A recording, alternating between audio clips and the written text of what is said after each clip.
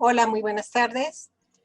Soy Rosario Mejía, subdirectora del Museo de las Constituciones de la UNAM. Les doy la bienvenida a esta charla histórica que tenemos cada mes en el museo, en esta ocasión de manera virtual.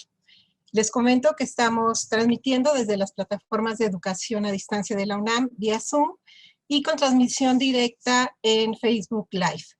Para quienes no conozcan el Museo de las Constituciones, se los presento. Permítanme compartir pantalla. El museo está situado en el centro histórico, en el antiguo barrio universitario, y se ubica en el recinto que ocupaba el templo del Colegio Máximo de San Pedro y San Pablo, que fue el primer colegio jesuita construido en la época del virreinato. Es un museo universitario inaugurado en 2011, que tiene como una de sus tareas divulgar documentos fundamentales para la historia constitucional de México y de los procesos en que surgieron estas constituciones. En esta ocasión dedicaremos la charla a la Constitución de 1824, porque fue precisamente en el mes de octubre, el 4 de octubre, en que fue promulgada. Tenemos aquí la portada de un proyecto facsimilar que publicó el museo en octubre de 2017. Se trata del borrador del proyecto de la Constitución del 24 que realizaron los congresistas y que es una versión previa a la versión final de la Constitución. Este documento forma parte del invaluable acervo documental de la Biblioteca Histórica José María Lafragua de la Benemérita Universidad Autónoma de Puebla. Este es un detalle de la primera página del borrador que veremos más adelante. La transcripción paleográfica del documento fue realizada por nuestro invitado de hoy, el historiador Edgar Iván Mondragón Aguilera. Permítanme presentarles a nuestro invitado. Edgar, buenas tardes. Le daré una breve semblanza de nuestro invitado. Edgar Iván Mondragón Aguilera es historiador, egresado de la Benemérita Universidad Autónoma de Puebla, donde cursó la licenciatura y maestría en la misma disciplina. Ha centrado el interés de sus investigaciones en la historia sociocultural de grupos marginales como herejes, portugueses y criptojudíos en las ciudades de Puebla y México durante el periodo virreinal, a través del estudio microhistórico de procesos inquisitoriales, así como en la herencia intelectual de la universidad a través de la trayectoria histórica de sus acervos bibliográficos institucionales. Al respecto, Edgar ha publicado varios capítulos en obras académicas colectivas, así como reseñas en publicaciones de difusión y ponencias en diversos eventos académicos. Desde enero del 2017 se desempeña como jefe del Departamento de Proyectos en la Biblioteca Histórica José María Lafragua y desde 2010 como profesor también en esa Benemérita Universidad Autónoma de Puebla. Gracias por aceptar nuestra invitación a esta charla. Rosalba, muy buenas tardes a todos. Gracias también a ustedes por la invitación, por considerarme, a ti, a la maestra Gabriela Breña, la directora del Museo de las Constituciones. Es, al contrario, para mí un honor, un gusto que me hayan considerado. Gracias por aceptar. Empezamos con la charla.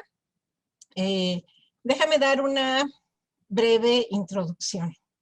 La Constitución del 24, promulgada en 1824, fue resultado de los trabajos de los diputados reunidos en el segundo Congreso Constituyente, que se instaló a fines de 1823 en el recinto que actualmente ocupa el Museo de las Constituciones. Este edificio fue la primera sede parlamentaria del país, y aquí se promulgó esta primera Constitución republicana de México. Estas paredes, déjenme compartirles pantalla con algunas imágenes de la época, fueron testigos de las discusiones de estos debates. Aquí hay una litografía, una imagen del recinto en el momento en que fue sesión de los debates constituyentes. Y aquí otra más, esta ya de 1827. El edificio fue sede legislativa hasta 1828. Luego el Congreso cambió de sede. Entonces, Iván, pues tú eres colega, eres historiador también. Y cuando tenemos la intención de hacer la historia de estos congresos, la historia de cómo surgen estas constituciones, pues tenemos algunos materiales documentales de que echar mano. Básicamente son los testimonios de primera fuente, digamos, que surgen de estos congresos o de los protagonistas y participantes en estos congresos, como pueden ser los diarios de debates, las crónicas parlamentarias, la prensa de la época que también reseñaba lo que ocurría en cada sesión, la correspondencia de los congresistas o de políticos, pero son fundamentales los documentos producidos en los mismos congresos, y precisamente esa es la materia de nuestra charla. Sí, estamos conmemorando un año más de esta primera Constitución republicana, pero nos vamos a centrar en la importancia de los testimonios documentales como acervos que son parte de la historia y que nos ayudan a reconstruir esa historia. Entonces, Iván, cuéntanos de este borrador. Como testimonio documental de los trabajos de la elaboración de esta Constitución del 24, ¿qué se sabe de este documento? Bueno, pues se sabe, hay que ser sinceros, es un documento muy misterioso, ¿no? Está resguardado, como bien has dicho, en la Biblioteca Histórica José María La Fragua de la Universidad de Puebla.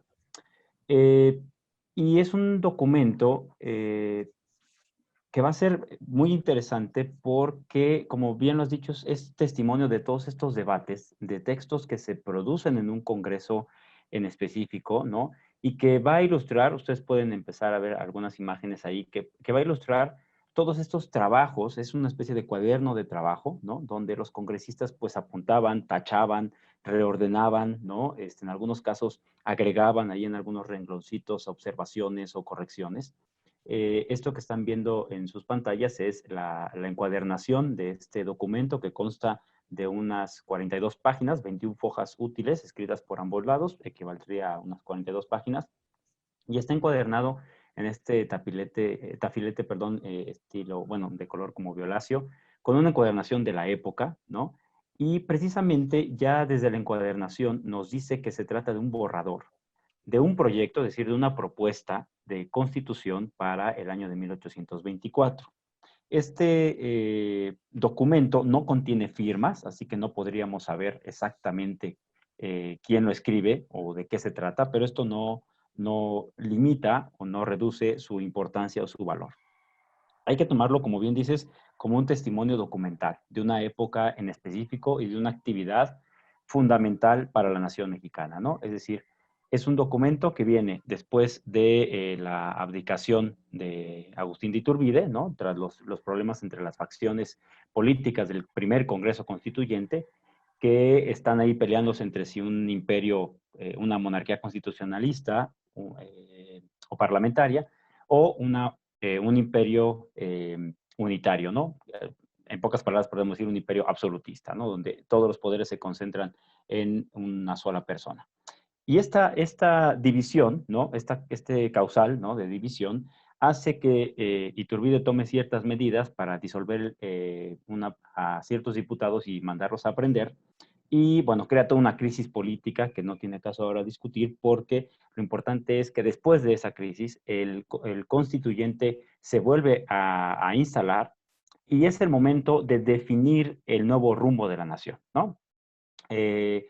Y están debatiéndose entre varias formas de gobierno, ¿no? Que si república, que si monarquía, sobre también la autonomía de cada estado. Entonces, son muchas las discusiones que están en juego. Y este borrador nos va a dar esa evidencia que muchas veces, tú lo has mencionado, la prensa puede haber reseñado esos debates, ¿no? Pueden existir las actas de un congreso, pero este borrador particularmente va a mostrar o va a dejar claro cómo era el trabajo de los diputados, qué prefirieron poner en primer, segundo artículo, qué temas eran los que se podían dejar al final, incluso algunos cambios de palabras, no sé si les puedas poner la diapositiva anterior. Este cambio de palabras es magnífico, ¿no? Desde el primer renglón del proyecto de constitución se tacha la palabra federativa, ¿no? Ahí está el tachado completito, en lugar de constitución federativa es constitución federal. Es todo un mundo de conceptos, es todo un mundo de ideas que hacen que alguien que haya puesto federativa en las discusiones se corrija, ¿no? Acepte y haya un consenso para decir, ok, no es federativa, es federal. No tiene caso ahorita debatir sobre estos conceptos, porque lo que queremos poner en relevancia es el valor de estos documentos. Estamos hablando de un documento que que recibió todas estas anotaciones en un momento crucial de la vida en México, ¿no? Y que además es posiblemente el último borrador, todavía estamos en duda de si fuera ya la última versión del borrador. Sabemos que hay un proyecto de constitución presentado por Miguel Ramos Arizpe en el 28 de junio de 1824, y este proyecto lo aprueban el 20 de julio. Hasta ahí sabemos que quizá pueda ser este proyecto en el cual todos los demás agregaron, ¿no? O cambiaron cierto orden, agregaron ciertas ideas o conceptos para poder darle cuerpo, darle estructura a una nación que, valga la redundancia un poco, estaban haciendo, ¿no? Que había que darle estructura, había que darle autoridades, había que saber cómo era el pacto. Entonces, ahora, quiero mencionarte que el documento está fechado, ahí lo vemos en el extremo, en la esquina izquierda, ¿no? Superior izquierda. Es un documento que está fechado el 3 de septiembre, ¿no? Y la Constitución se aprueba, ¿no? Y se promulga el 4 de octubre, es decir, estamos a un mes de diferencia. Posiblemente haya quizá otro borrador, pero es muy probable que ya sea un proyecto definitivo, ¿no? Ya para que todos los diputados, el resto de los diputados lo pudieran leer y pudieran sancionarlo, pudieran autorizarlo, digamos. Está escrito en papel perjurado, un papel de la época, escrito con tinta ferrogálica, con una caligrafía muy de la época, ¿no? Cuando ya hablé un poquito de la encuadernación, quisiera llamar la atención en un aspecto primordial, ¿no? O de primordial importancia. ¿Por qué sería tan importante tener o hacerle caso a un borrador y no a las actas del Congreso y no a lo que dice la prensa? Y quisiera decir porque es muy raro también que alguien se interese por borradores. Generalmente estamos acostumbrados a trabajar con cosas ya definitivas, ¿no? Es decir, nos llega a la mano un libro que ya tuvo sus revisiones, que ya tuvo sus anotaciones y estamos acostumbrados a leer el texto final. Lo importante y lo rico para los historiadores es saber qué hubo antes de este texto final, ¿no? ¿Qué ideas se quitaron? ¿Qué ideas se corrigieron? Y vamos a ser sinceros, todos nosotros lo hacemos, ¿no? Es decir, estamos mandando un texto en el celular, ¿no? Y decimos, no, esto está como muy rudo, mejor quito esta palabra, mejor anoto aquella otra. Y para los que nos tocó todavía hacer trabajos a máquina de escribir, ¿no? El asunto del borrador nos debe de traer, aparte de dolores de cabeza, nos debe de traer estos recuerdos de decir, sí es cierto, o sea, para no equivocarte en el trabajo final, tenías que hacerlo manuscrito, ¿no? Con tachones y decir, esta no va aquí, esta mejor la cambio, aquí va una coma, aquí le faltó este acento y aquí le agrego tal o cual palabra, para que no estuvieras cometiendo errores al momento de transcribir, ¿no? Que era muy importante. Entonces, hay que pensar que estamos ante una fuente documental, ante un testimonio muy revelador. Nos está hablando de lo que se discute en ese momento, de lo que tiene unas prioridades y otras. Como fuente, ¿no? Los historiadores, como fuentes históricas, los historiadores estamos acostumbrados a leer entre líneas y a saber que hasta los silencios son significativos, ¿no? ¿Por qué fulano no habló de este hecho? ¿O por qué lo disfrazó de esta manera? ¿O por qué lo explicó así? También es trascendental para nosotros. Pero además, imagínense que pudiéramos tener los borradores, ¿no? De nuestro escritor favorito, el que quieran y manden, y de repente saber que esa frase que me gustó, esa frase llegadora, ¿no? Dirían ahora, esa frase que nos acompaña toda la vida y que siempre repetimos ante alguna situación especial, saber cómo llegó a esa frase, ¿no? Saber si la tachó, si tuvo otras opciones, si de 4 opciones de escribir y dar y querer expresar lo mismo, él decidió una en particular que nos llegó hasta el alma, pues precisamente esa hora es más o menos el mismo ejercicio ante este borrador, ¿no? Es decir, aquí están las ideas, están plasmadas las ideas que se quitaron, pero que estaban ahí presentes, ¿no? Y que muy probablemente en las actas no podamos encontrar, o que muy probablemente en la prensa no vamos a encontrar porque ya hay un filtro especial. Y aquí estamos trabajando directamente con la fuente, que los congresistas están tachando. Ahora, hay que pensar que este borrador no es de una sola persona, sino es de un colectivo, de un grupo de intelectuales, ¿no? Que están debatiendo sobre ideas, sobre conceptos, sobre principios políticos. Y estamos hablando de un grupo también de fundadores. Estos personajes se están asumiendo, ¿no? Y saben la responsabilidad que cae en sus hombros para darle cuerpo, estructura, reglas a una nación. Entonces, hay que pensar, y quiero llevarlo a un tema, a un tema ya para cerrar esta respuesta, ya se hizo bastante larga, ¿verdad? La parte de la digitalización, ¿no? Antes de llegar a la transcripción de lo que vamos a hablar en unos momentos, la digitalización acompaña otra labor de preservar estos documentos. Es decir, a alguien le resultó importante conservar el borrador. Todos nosotros hemos desechado nuestros borradores, no sirven.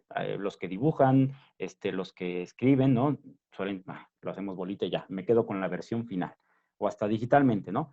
Pero en este caso, alguien decidió conservarlo, llegó hasta nuestros días y ahora, pues, decidimos digitalizarlo también para preservarlo, ¿no? Considerando la importancia que tiene este borrador para los mexicanos, es que la digitalización resulta también relevante, ¿no? Poder hacer que todo el mundo tenga acceso a este documento, aunque no en directo, sino vía digital, también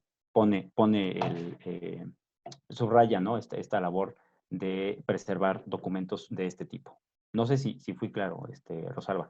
Sí, Iván, muchas gracias. Precisamente el interés que tuvo el museo de dar a conocer este documento nos llevó a considerar necesario que no solo imprimiéramos un facsimilar del documento, de este manuscrito, sino que estuviera acompañado de su transcripción, que fue la que tú hiciste. Explícanos, por favor, qué es un facsimilar, en qué consiste la labor de palografía que realizaste, en qué consiste en general, y algunos detalles de lo que hiciste para este documento, por favor. Bueno, fue un asunto, pues no sé si decir coincidencia, porque a veces los temas también nos persiguen, ¿no? Y cuando yo fui becario en la Biblioteca La Fragua, todavía como estudiante de la licenciatura, tuve en mis manos este documento, pude estudiarlo y también resultó de mi interés, aunque, bueno, de repente el corazoncito late por otros temas y nos fuimos por temas inquisitoriales que son igualmente atractivos.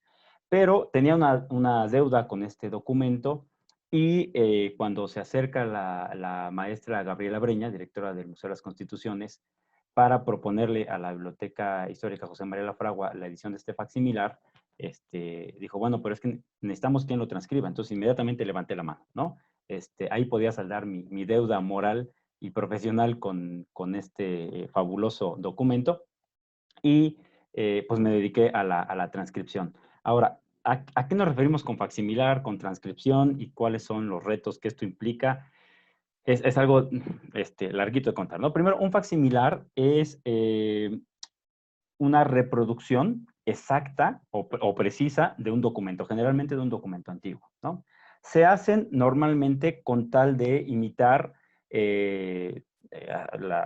los colores, el tamaño, hasta los defectos o los matices de un documento original, que es que tiene un suficiente, digamos, valor, ¿no? Suficientemente valioso como para preservarlo, evitar que todo el mundo esté en contacto con él y a la vez de facilitar el acceso a muchas personas a este mismo material, ¿no? Las bibliotecas lo hacen constantemente en lugar de ponerte el códice medieval expuesto, ¿no? Y en razón de eso, pues exponerlo también al deterioro, mejor se queda guardadito en una bóveda y se manda a hacer una copia fiel, exacta o precisa de este material para que se pueda consultar.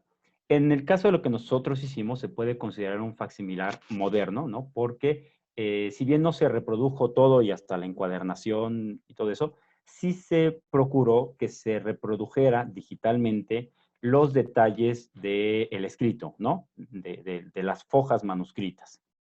En ese sentido, es que se hizo bueno, en ese sentido es que se pone el acceso para cualquiera que quisiera o estuviera interesado en este tipo de materiales. Pero la intención de la maestra Breña, y esto va con el plan, me imagino, del Museo de las Constituciones, era no tener un facsimilar donde con la letra que ustedes acaban de ver en las imágenes, pues nadie pudiera leerlo, ¿no? O muy pocos pudieran entender esos rayones, porque esta es la parte más bonita de la letra. Ahorita van a ver algunas donde son verdaderos dolores de cabeza, ¿no? Ahí los tachones, las enmiendas, pues hacen todo un reto poder descifrarlos.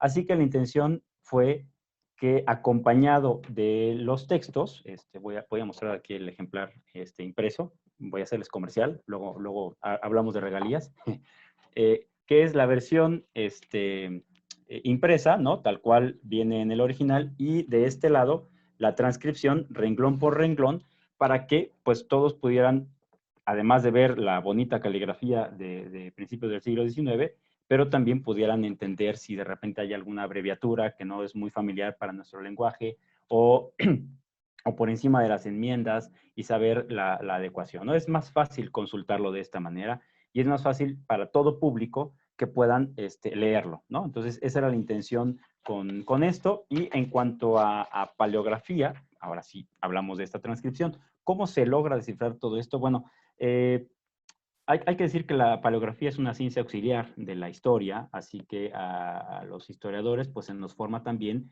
en esta práctica, en esta habilidad, y hay que decirlo, es una disciplina, ¿no? Completamente, tiene su propia ciencia.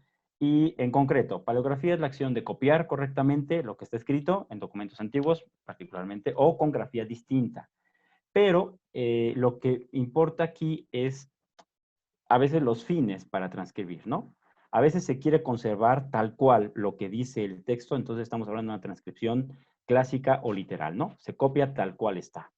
Y hay una transcripción moderna que va a facilitar la lectura al mundo contemporáneo, a los hombres de la edad contemporánea, con tal de que se actualizara la ortografía, la puntuación, los acentos, y poderla leer, ¿no? Es decir, que ahí donde alguien lee México con J, pueda saber que está refiriéndose a México con X, como lo escribimos actualmente. O en algunos casos se respetan arcaísmos y el léxico de la época. Ahora, sí hay que saber que es un reto leer esta letra. Yo no sé si tengo cierta ventaja porque tengo una fea letra, ¿no? Desde niño, pero me resultó muy atractiva desde mis primeras clases me acuerdo que es con el maestro Marcos Vivanco, y luego algunos talleres con el maestro José Félix Alonso, talleres de paleografía, donde pues te esfuerzas, ¿no? Por entender la escritura de la época, los trazos, ¿no? Y tratar así de ir identificando este tipo de trazos o de grafías extrañas. Ahora, el borrador implica un reto, o implicó, mejor dicho, un reto bastante, eh, pues, salvable, pero muy grande. ¿En qué sentido? En que normalmente se transcriben, otra vez, textos finales, ya acabados, ¿no? Cuando yo le consulté al maestro Alonso la situación de poder transcribir un borrador que intenta respetar hasta los tachones, ¿no? Las enmiendas, las anotaciones. Para él me dijo, no tengo en mente a alguien que haya hecho esto con un borrador. Generalmente se aprecian los textos finales.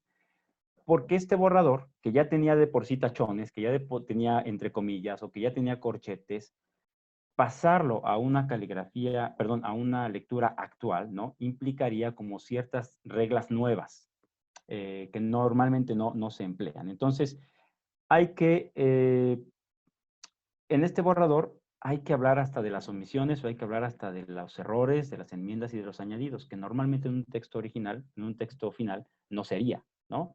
En un texto final obvias las cosas, solamente dices cuando algo está roto, cuando no es legible, y esas son las únicas incidencias que reportas.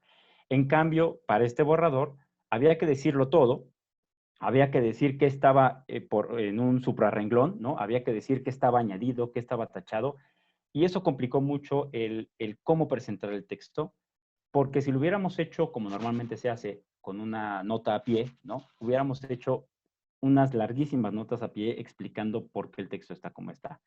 Preferimos hablar bueno, dejarlo tal cual estaba, y mencionar cuando aparece algo tachado, tacharlo nosotros también, cuando aparece algo añadido, ponerlo entre corchetes angulares, en fin, están explicadas en el texto para quienes lo quieran consultar, están explicadas ahí las decisiones que se tomaron, siempre consultadas, hay hasta un comité internacional de diplomática que marca ciertas pautas y ciertas reglas, así que, digamos, tampoco nos lo sacamos de la manga, ¿no? Seguimos ciertas reglas, pero sí quiero dejar muy en claro que que el Museo de las Constituciones hizo una gran labor en poder conjugar y conciliar los fines de la transcripción paleográfica con el interés de poner en valor los elementos que de otra manera hubieran quedado anulados, ¿no? Es decir, que el museo sepa que en este trabajo legislativo es también importante lo que se tacha, es importante lo que se anula, es importante lo que se cambia de orden, ¿no? Y tratar de señalarlo así para que se aprecie mejor el trabajo, decía, el trabajo legislativo.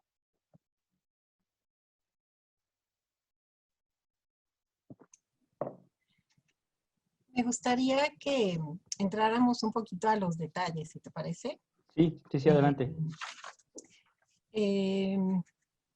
Justo en este borrador se puede ver cuáles son los artículos que más trabajo tuvieron en cuanto a su redacción, ¿no? Y me llaman la atención dos que vamos a poner aquí en pantalla, perdón. Adelante.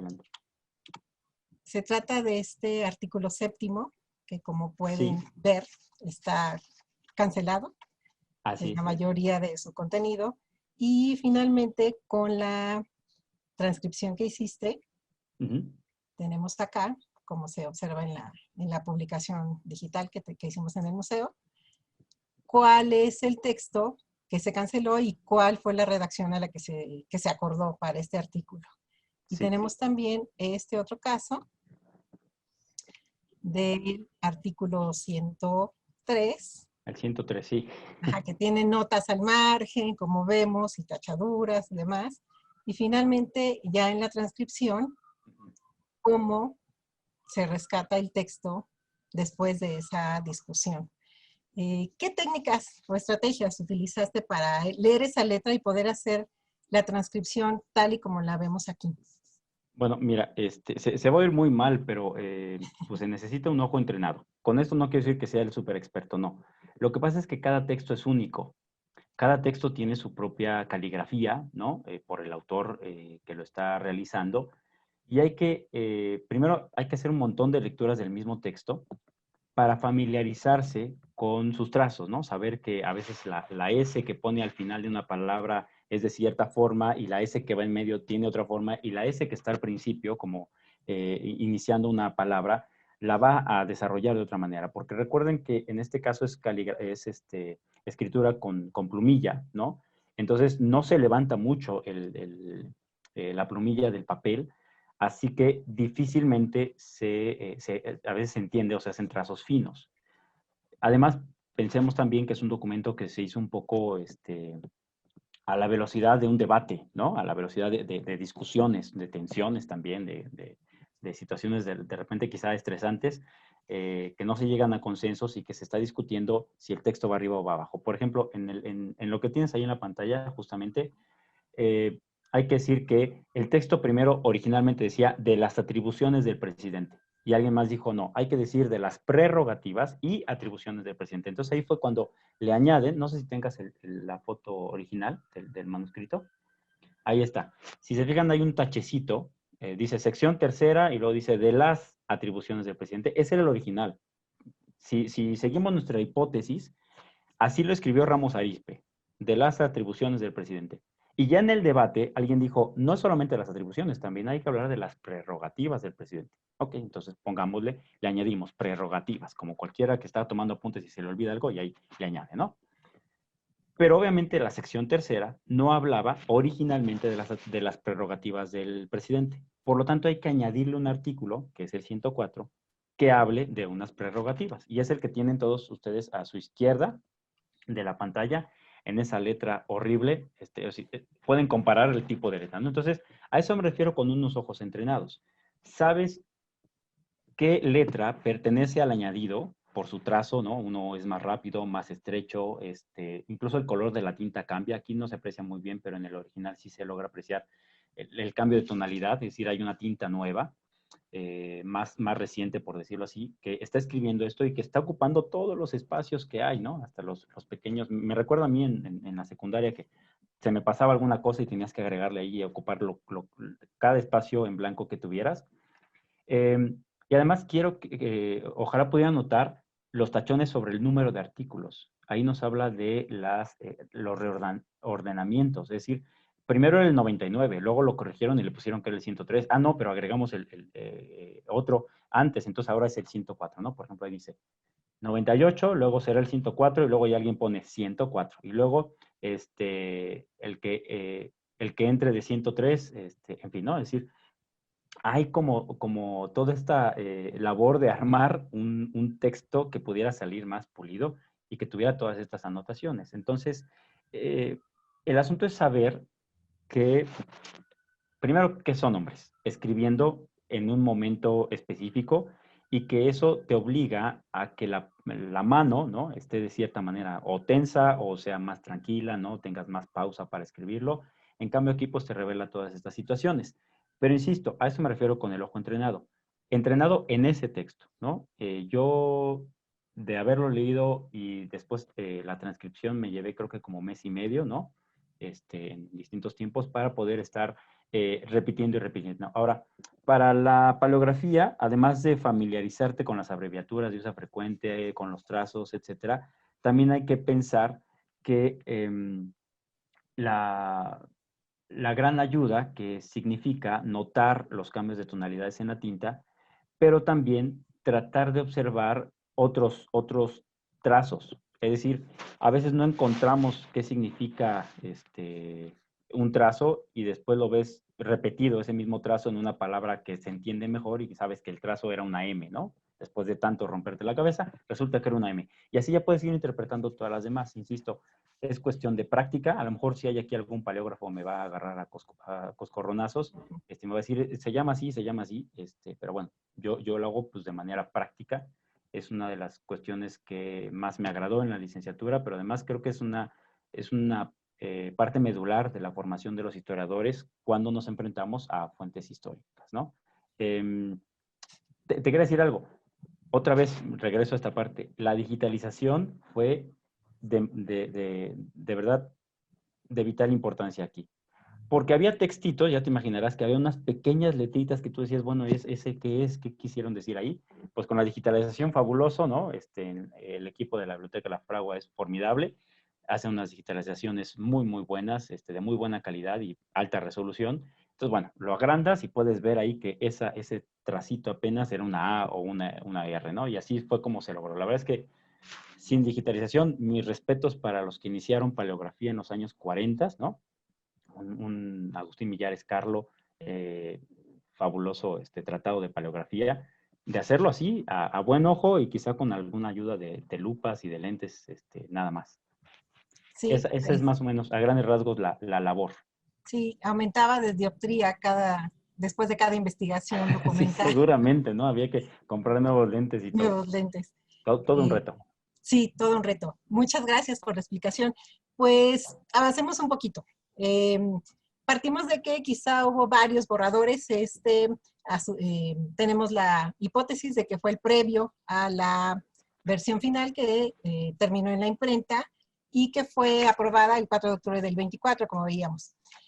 En el museo tenemos una impresión de la Constitución ya después de ser promulgada. La imprenta del gobierno imprimió esta Constitución en un libro para ser distribuida.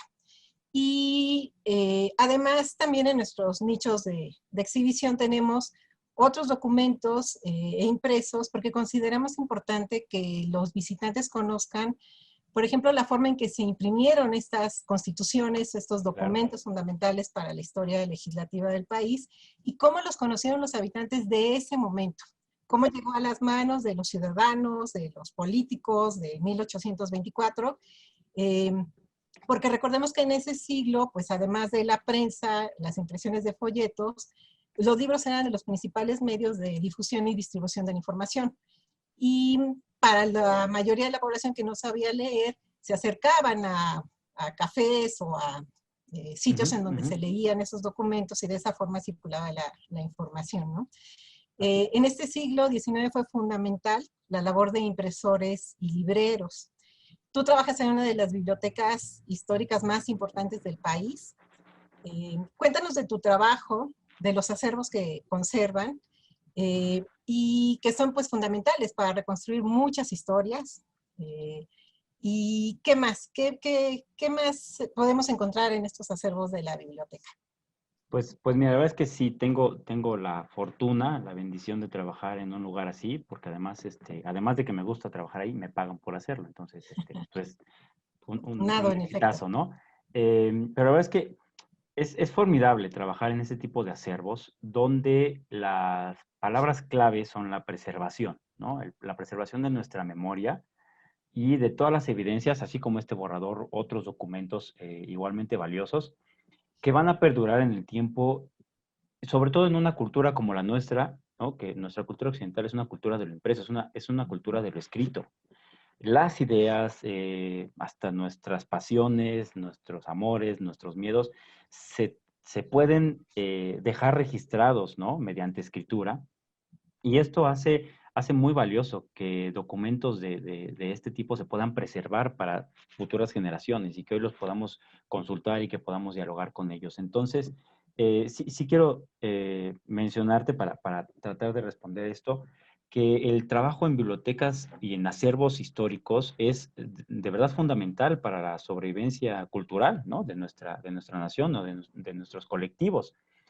En este caso, la Biblioteca La Fragua no solamente resguarda materiales de inmenso valor con respecto a la cultura local, ¿no? Poblana o regional, si lo quieres ver, también la cultura mundial. Te platico un poco de cómo está constituida, ¿no? Tenemos y conservamos las bibliotecas que fueran de los colegios jesuitas poblanos, ¿no?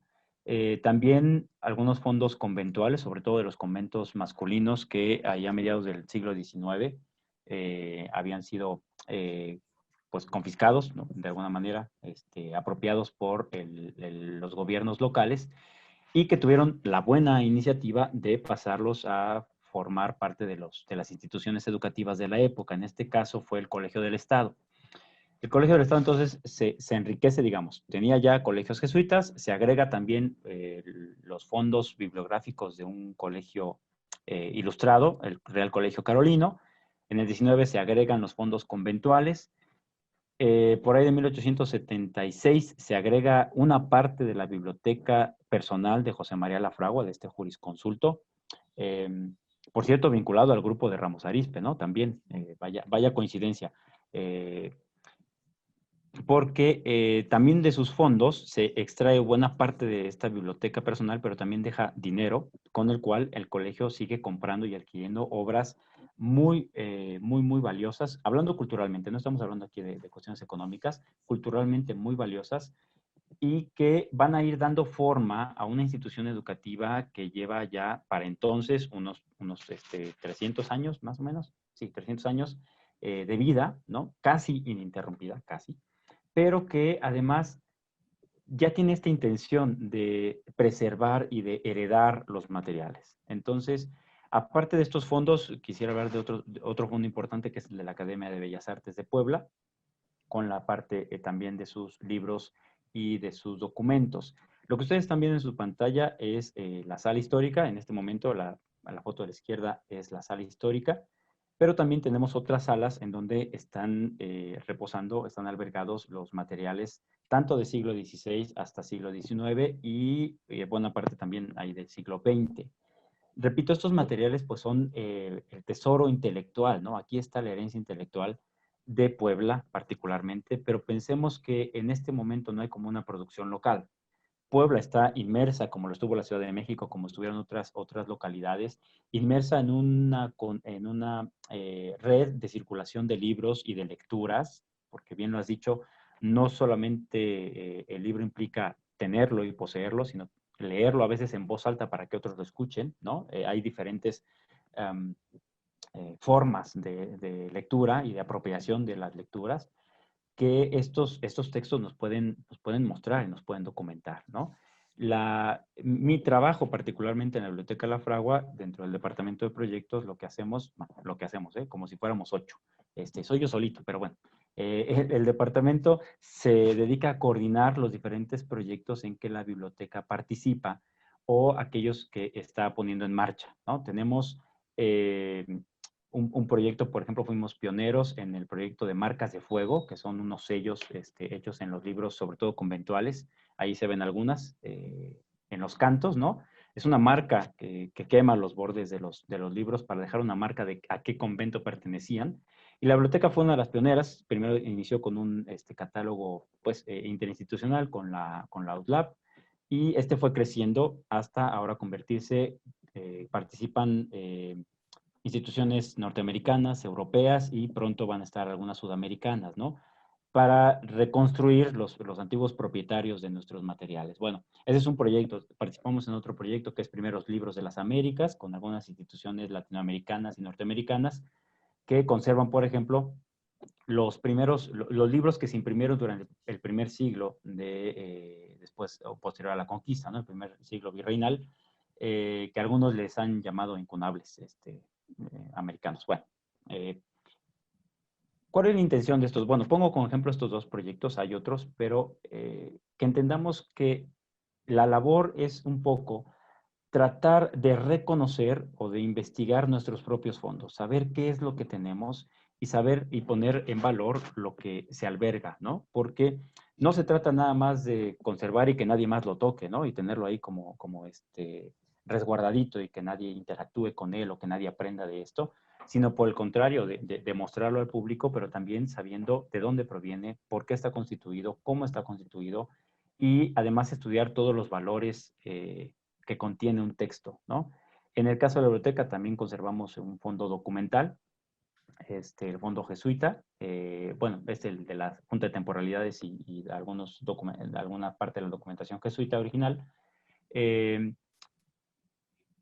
y algunos manuscritos también, ¿no? Entre ellos que estamos presentando ahora, pero lo menciono para que entendamos que prácticamente ahí está todo lo que se escribió y también lo que se leyó en Puebla y en la región durante la vida moderna de esta población, ¿no? Entonces, son acervos que siempre te están sorprendiendo. Yo me imagino que el museo seguramente le pasará lo mismo, ¿no? Siempre está sorprendiéndose por todo lo que se puede extraer de conocimiento histórico respecto a estos bienes patrimoniales. Y además hay que decir eso, son bienes patrimoniales, ¿no? No solamente de los universitarios, en este caso, también de los poblanos y después de los mexicanos. Y así nos ponemos muy poéticos, también del mundo.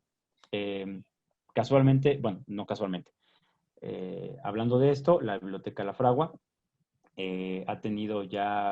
tiene cuatro materiales con reconocimiento como Memoria del Mundo, unos a nivel nacional, otros a nivel continental, pero también poseemos este tipo de materiales, ¿no? Que, insisto, es toda una labor por identificar, documentar nuestros materiales, las colecciones, los antiguos poseedores, hasta sus encuadernaciones, las marcas de propiedad, los rastros de lectura, ¿no? Porque a veces estos libros, añadido a lo impreso, hay de repente algunas anotaciones, subrayados, comentarios, algunas también cancelaciones y tachones, ¿no? ¿Por qué no?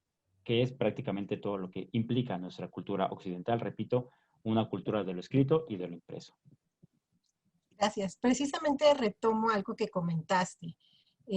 A nivel mundial se identifica a las instituciones culturales como acervos, en bibliotecas y en museos, como instituciones que tienen entre sus muchas funciones conservar, pero sobre todo, como decías, divulgar y difundir Claro. lo que se tiene.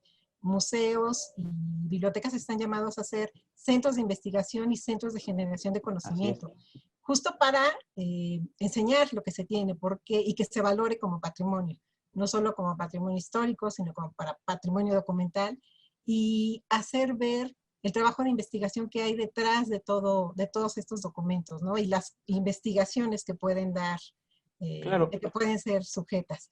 En Claro, ese porque mira, sentido, ujú, perdón, Rosalba, sí, para complementar lo que está diciendo, es que hay también una máxima, ¿no? Una frase que solemos usar y decir, hay que cuidar las cosas, pero solo se cuida lo que se conoce. Si no exacto, sabemos de este borrador, por ejemplo, decir, es el mejor ejemplo que puedo poner ahora, ¿no? Alguien dijo, este borrador es importante, no importa si ya está en las actas, no importa si ya está la Constitución impresa, ¿para qué lo guardamos? Alguien tuvo la intención de decir, esto es testimonio de una época, de unos debates, de una situación de tensión, de consensos, de acuerdos, de pleitos, ¿no? Aquí está reflejado, entonces hay que conservarlo. Si no supiéramos su valor, si no lo conocemos, no lo podemos cuidar, ¿no? Entonces, se cuida lo que se conoce, pero también se conoce lo que se logró cuidar, ¿no? Es decir, hasta exacto. ahora no sabemos cuántos borradores se habrán perdido, cuántos documentos habrán caído en el olvido y después en la rapiña, etcétera, que hoy en día pues podrían complementar mucho y hacernos comprender mejor lo que es el ser humano. Entonces, concuerdo contigo en eso, nada más quería reforzarlo, es que no somos centros solamente de divulgación o de difusión, sino centros de investigación. Las bibliotecas de esta naturaleza y los museos, incluso los archivos, ¿no? Claro. Están enfocadas también en conocer y que pues, la población también conozca, ¿no? Si no, no van a saber lo que tenemos y todo el potencial de lo que podemos aprender a través de estas instituciones. Perdón, nada más quería reforzar eso. Sí, no, sin duda. Y ya para concluir, pues nuestra historia constitucional tuvo su eh, mayor evolución, digámoslo así, en el siglo XIX. Y fue en el 17 cuando se expide la constitución que tenemos actualmente, con todas las reformas que lleva acumuladas, pero básicamente la reconstrucción de estos procesos de formación y de discusión y que finalmente terminaron como un documento impreso, estos testimonios de su elaboración afortunadamente cuentan con acervos en donde se puede estudiar, algunos ya digitalizados, pero hagamos un ejercicio de imaginación, Iván. Supongamos que estamos dentro de unos 50, 100 años. Si tú Ok. quisieras hacer la historia de las reformas, de lo que pasó con esta constitución de 1917 en el siglo XXI, ¿cuáles serían tus Ok, fuentes? ok. Este, bueno, aquí tengo que defenderme porque hay algunos alumnos míos que me están escuchando y van a decir, a ver, profe, a ver, su examen, ¿no? Aquí va lo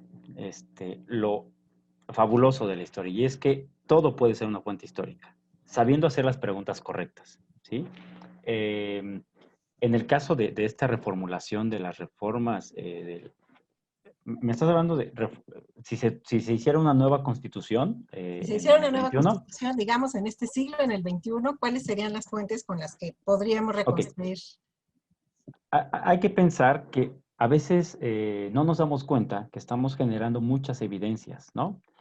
Porque en realidad las fuentes no nacen siendo fuentes históricas. Los historiadores somos quienes, con esta magia que nos da la historia, ¿no? Y obviamente hay historiadores mejores que podrían explicar esto, pero hay cierta operación. Quizá ahorita dije magia y algunos me van a pegar y van a decir, no, es una cuestión de ciencia, hay un rigor científico para poder construir la fuente histórica. Y en este sentido creo yo que podríamos hacerle preguntas importantes y relevantes, no solamente a las actas, ¿no? del Congreso. Hoy en día se generan actas, pero vuelvo un poco al punto anterior. Las actas no van a registrar todo.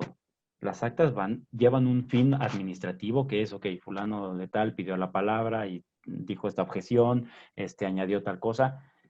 Habría que complementarlo quizá con notas periodísticas, ¿no? Donde dicen, a fulano de tal le gritonearon, le pusieron una manta enfrente, oh, es que no sé, me estoy metiendo en problemas ahora.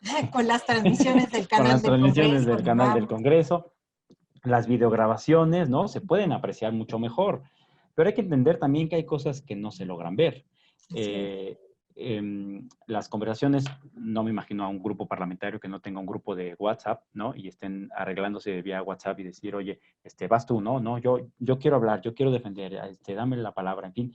Aunque sabemos que hay todo un orden, ¿no? Toda un protocolo que seguir, hay cosas no escritas, ¿no? Hay cosas no evidentes que también hay que hacer notar, ¿no? Porque alguien puede, por ejemplo, de repente levantar la voz o usar un tono socarrón, un tono burlón, Eso no lo van a registrar las actas, puede quedar registrado en las videograbaciones.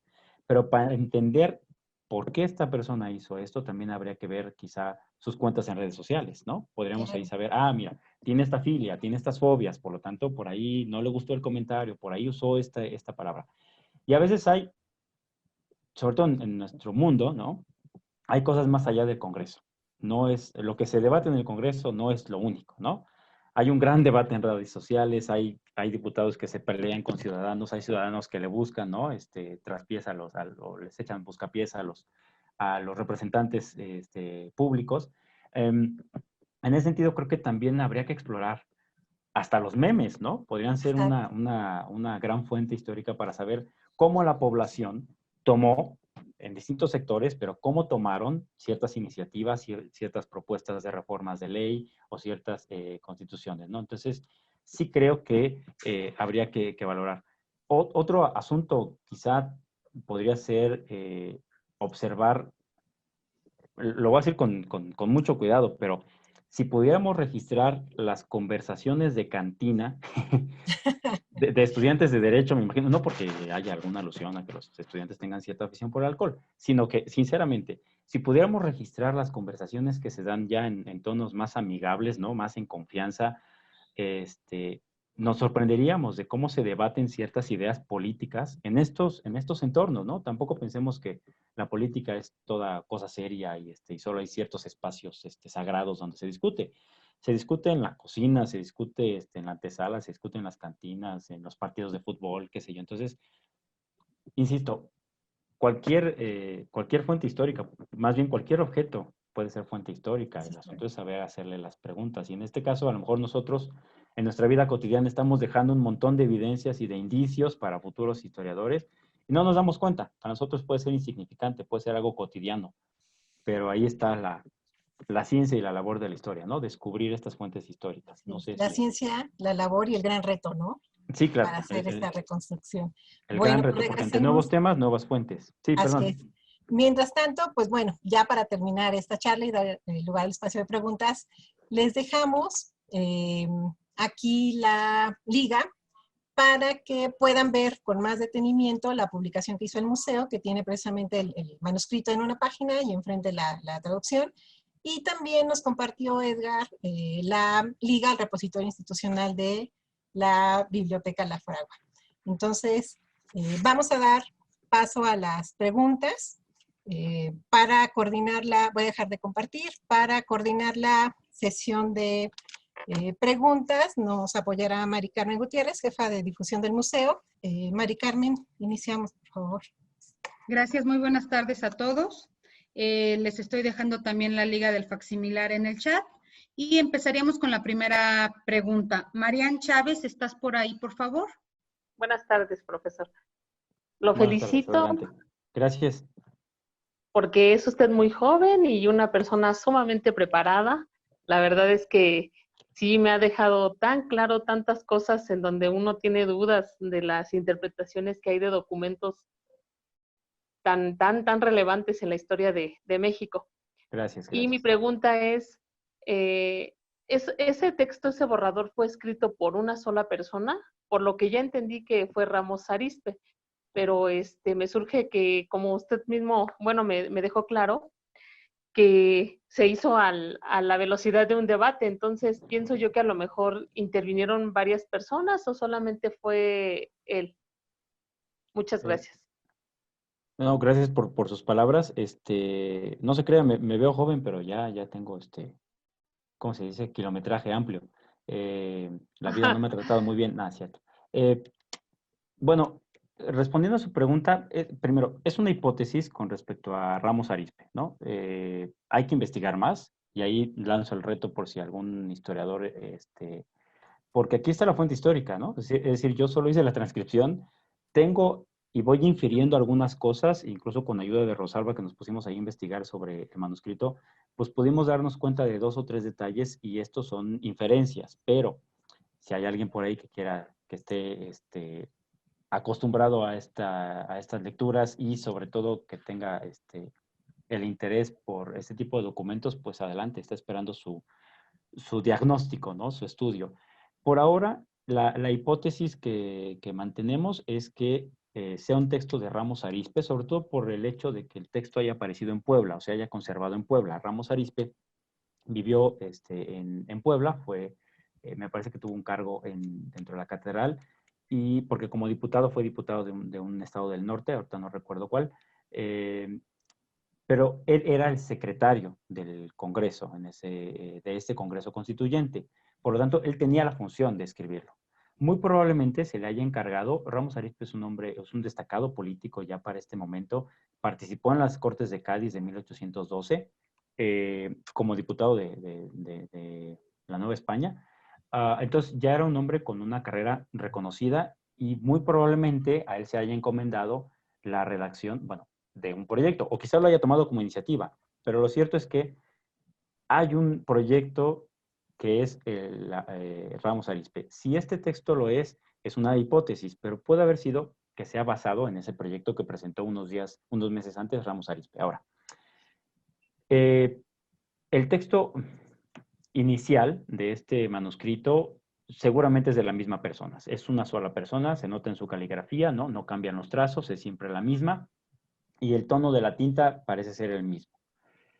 Pero ya las últimas anotaciones, se nota por el cambio de tinta y por el cambio de letra, muy probablemente haya habido otro amanuense. Ahora, pensemos que no es lo mismo la labor de sentarte, ¿no?, a escribir un proyecto, ¿no?, de constitución y escribirlo con tus ideas propias, ¿no?, con tus lecturas, quizá con 1 o 2 asesores para irlo escribiendo, a someterlo a una discusión colectiva, donde fulanito propone esto, fulanito dice aquello, ok, se acuerda que el artículo 104 se pase al número 98, ok, entonces anoto que esto pasó al número 98. Entonces, ahí son como diferentes manos, pero porque también son diferentes funciones las que se están desempeñando ya en la labor legislativa. Entonces, sí se nota la calma con la que se escribió el original y luego la prisa, la presión incluso un poco de escribir el nuevo, ¿no? Incluso por ahí hay algunos manchones de tinta que se nota que no la revolvieron muy bien, no la prepararon y entonces no se inserta igual. Ya, esto que le estoy comentando ya es pues gajes del oficio, ¿no? Ya es, el ojo lo ha visto mucho, entonces ya podemos por eso asegurar esto. Pero yo creo que sí podríamos pensar en esta hipótesis, ¿no? De un solo autor y después agregados. La hipótesis todavía tan valiente es si fue Ramos Arizpe o alguien más. Habría que checar a lo mejor otros documentos de mano de Ramos Arizpe para ver si hay concordancia con la caligrafía y entonces ya podríamos asegurar algo. Mientras tanto, nos mantenemos en lo hipotético. Si me permites, para completar, sí, adelante. Es importante mencionar que, bueno, el Congreso Constituyente del 23-24 reunió poco más de 100 diputados. Y para trabajar precisamente en el proyecto de constitución se creó una comisión de constitución, así se llamó, que se dedicó a elaborar esos borradores y cuando se llevaban a la sala general del Congreso las propuestas de este borrador, se discutían en el Pleno y justo ahí se hacían estas anotaciones, ¿no? Se regresaba al trabajo de esta pequeña comisión para hacer las enmiendas, las anotaciones e ir avanzando en la discusión de todos los artículos que se presentaban desde el proyecto original. En algunos otros congresos existen también comisiones de estilo, que son las que se ocupan de dar una revisión a la redacción previa a la imprenta. Y también incluso en algunos otros congresos ha habido comisiones de redacción en específico. Sí, así es. Entonces, en realidad, sí es una labor que, aunque queda concentrada en una comisión en específico, refleja el trabajo, como comentábamos, como hemos comentado en esta charla, de todo un colectivo. Claro. Gracias. Sí, sí. Gracias. Pasamos con Eduardo Luna, por favor. Te escuchamos. Sí, buenas tardes. Bueno, yo tengo 2 consultas, porque ahora veo en la liga que nos enviaron que refiere que está escrito, o no sé si se asume eso, se entiende eso, que es del 3 de septiembre de 1824. Esto quiere decir que fue un mes antes de la Constitución como tal, y difícilmente creo habría otro borrador, porque veo que también tiene 50 páginas. Que esa fue mi pregunta en el chat, entonces digamos ya está resuelta con la liga que nos compartieron. Las otras 2 refieren si hay algunas modificaciones que se hayan identificado respecto a la República Federal. Y si está disponible la versión esta que vimos en la presentación, donde se ve claramente ya con letra, creo, Arial o algo así, se ven las modificaciones en las que está de fondo lo que se escribió y lo que se fue modificando, porque eso digamos, ya es una fuente muy rica porque se identifica lo que la primera redacción, las modificaciones y seguramente los añadidos. Entonces, bueno, esas son mis dos preguntas. Muchas gracias. A ti.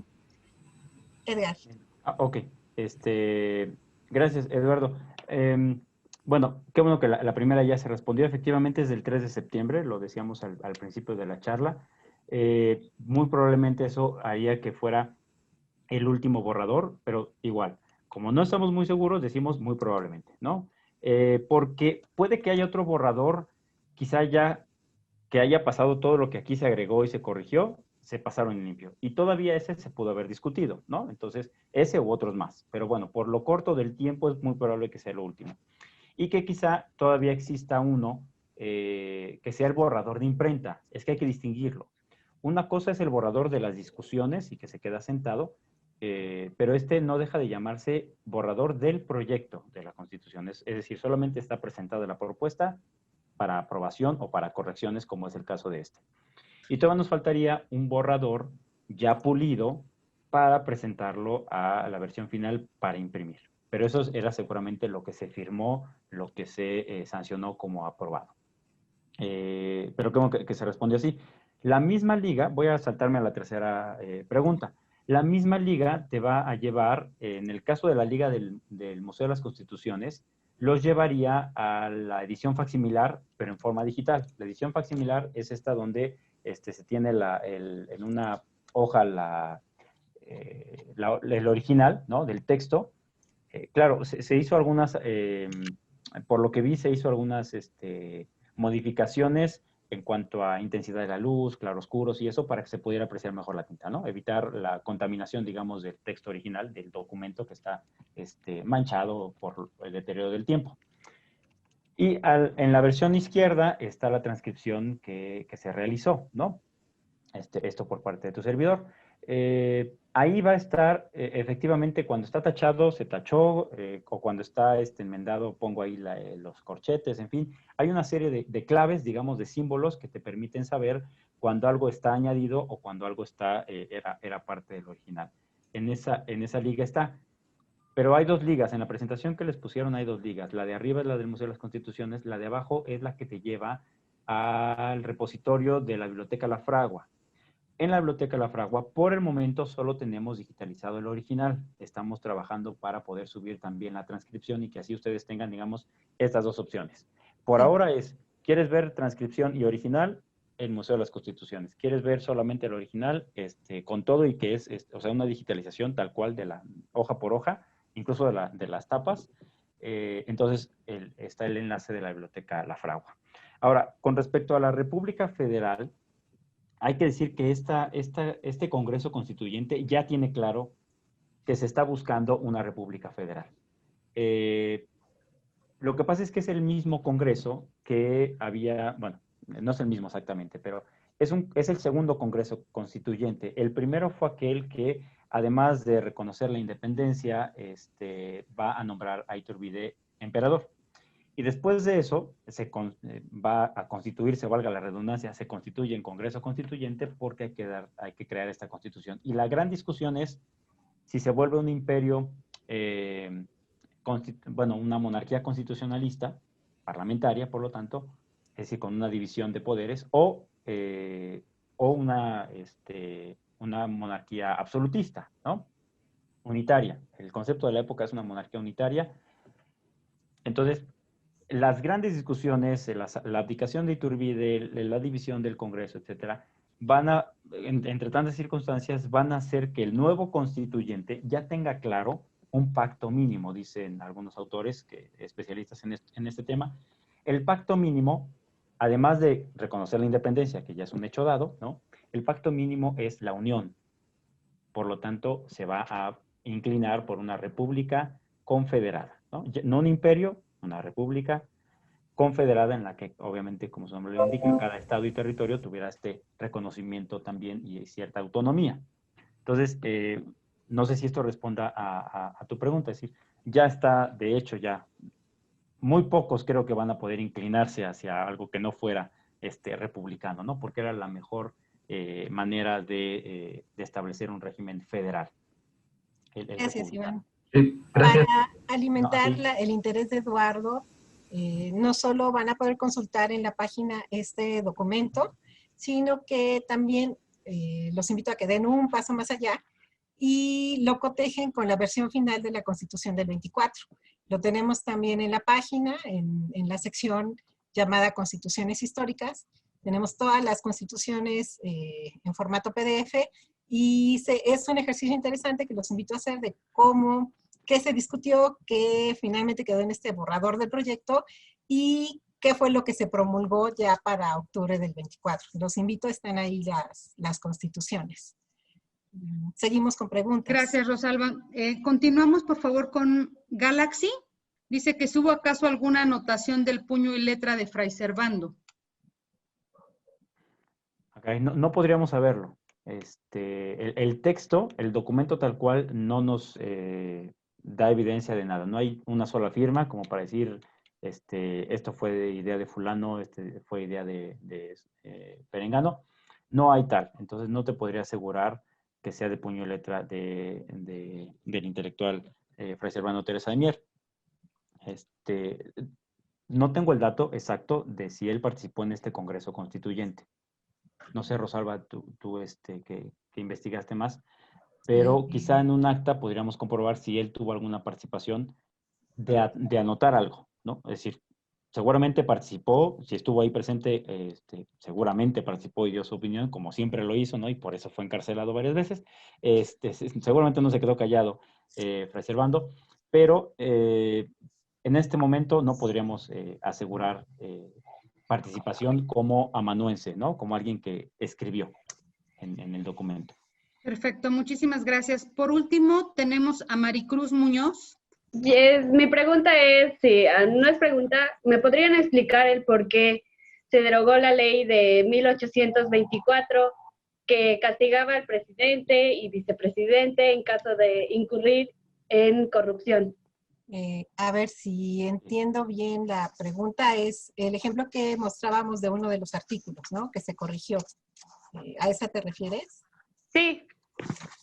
No se derogó, se cambió la redacción y se especificó, se hizo más específico el tipo de causas por las que podría ser, digamos, imputado un presidente o un funcionario. No es que se haya derogado.